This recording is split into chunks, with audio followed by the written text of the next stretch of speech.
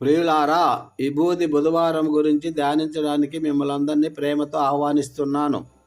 ప్రియమైన సహోదరి సహోదరులారా, ఈరోజు విభూది బుధవారం, యాష్ వెన్స్డే.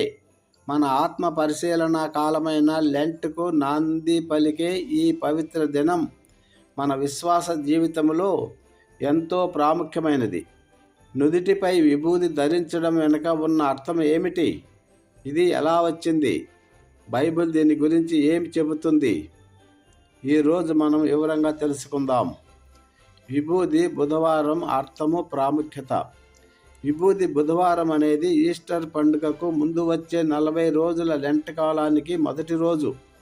ఈ రోజున ఫాదర్ మన నుదిటిపై శిలువ గుర్తు వేస్తూ బూడిదను పూస్తూ, మానవుడా, నీవు మన్ను నుండి వచ్చావు, మన్నై తిరిగి మట్టికే చేరతావు, ఆదికాండము 3:19.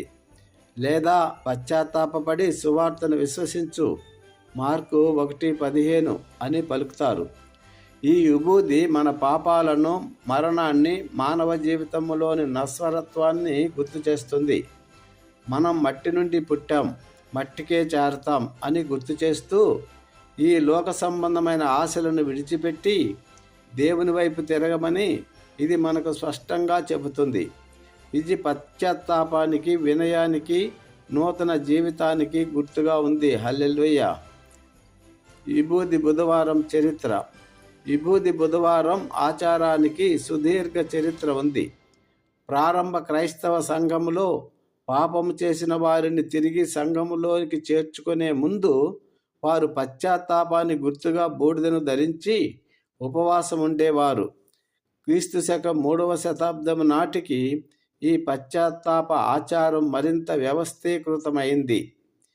10వ శతాబ్దంలో ఫ్రాన్స్లోని చర్చిలలో విభూది ధరించడం అనే ఆచారం విశ్వాసులందరికీ వర్తింపచేయబడింది. రోమన్ క్యాథలిక్ చర్చి 11వ శతాబ్దం నుండి ఈ ఆచారాన్ని అధికారికంగా స్వీకరించింది. అప్పటి నుండి ప్రతి సంవత్సరం లెంట్ కాలం ప్రారంభంలో విశ్వాసులు నుదిటిపై విభూదిని ధరించి యేసు త్యాగాన్ని స్మరించుకుంటూ తమ పాపాలకు పశ్చాత్తాపపడతారు. ఆమేన్.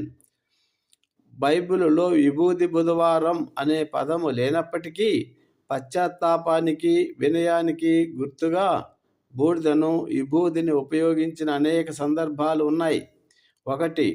యోబు అంటారు, ధూళిలోను బూడిదలోను కూర్చుండి పశ్చాత్తాపపడుచున్నాను అని చెప్పాడు. యోబు 42:6. దానియేలు ఉపవాసముండి గోనెపట్ట